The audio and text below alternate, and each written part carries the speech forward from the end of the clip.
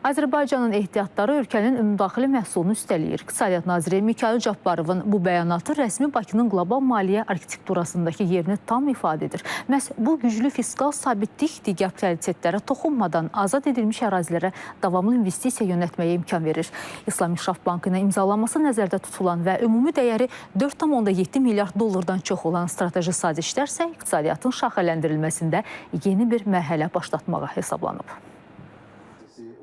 Azərbaycanın ehtiyatları ölkənin ümumdaxili məhsulunu üstələyir və bu azad edilmiş ərazilərə davamlı investisiyalar yönəltməyə imkan verir. Bunu İslam İnkişaf Bankı qrupunun 51-ci illik toplantıları çərçivəsində dialoq sessiyasında İqtisadiyyat naziri Mikayıl Cabbarov deyib. Onun sözlərinə görə bu investisiyalar ÜDM-in təxminən 3%-ni təşkil edir və digər inkişaf prioritetlərinin maliyyələşdirilməsinə təsir göstərmir. Nazir qeyd edib ki, ölkədə fiskal sabitlik uzun müddətli qorunur. O, həmçinin Qarabağ və Şərqi Zəngəzurun potensialı, İslam İnkişaf Bankı qrupu ilə birgə layihələr barədə danışaraq vurğulayıb ki, bank Azərbaycanın inkişafında mühüm rol oynayan strateji tərəfdaşdır və əməkdaşlıq konkret nəticələr verir.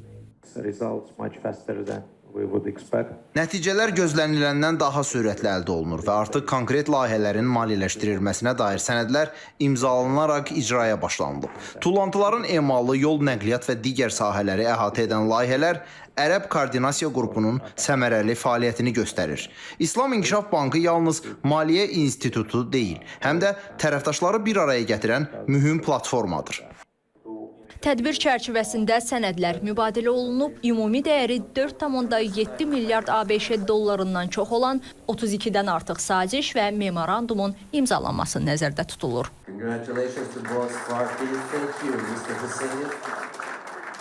During the opening session we had Açılış sessiyası zamanı İslam İnkişaf Bankı qrupunun korporasiyası ilə Azərbaycan institutları arasında 5 saziş imzalandı. Söhbət SOCAR-dan enerji sahəsində maliyyələşmə imkanlarının araşdırılması və inkişaf etdirilməsi üzrə anlaşma memorandumu, Azərconnect ilə razılaşma, korporasiya ilə bank arasında 20 milyon Amerika Birləşmiş Ştatları dolları həcmində müddətli maliyyələşmə, Türk İnvestisiya Fondu ilə çərçivə, Azərbaycan Biznesinin İnkişaf Fondu ilə də çərçivə sazişindən gedir. Bu da Azərbaycanda və regionda resursların səfərbər olunması üçün yeni imkanlar açır. Bir-birindən fərqli tədbirlər və çıxışlar zamanı o da qeyd olundu ki, Azərbaycan və İslam İnkişaf Bankı qrupu 2027-2031-ci illər üçün yeni ölkə strategiyası hazırlayır. Rəqsanə Qasımzadə, Zaur Ağamir, Qadir Əliyev, İTV Xəbər.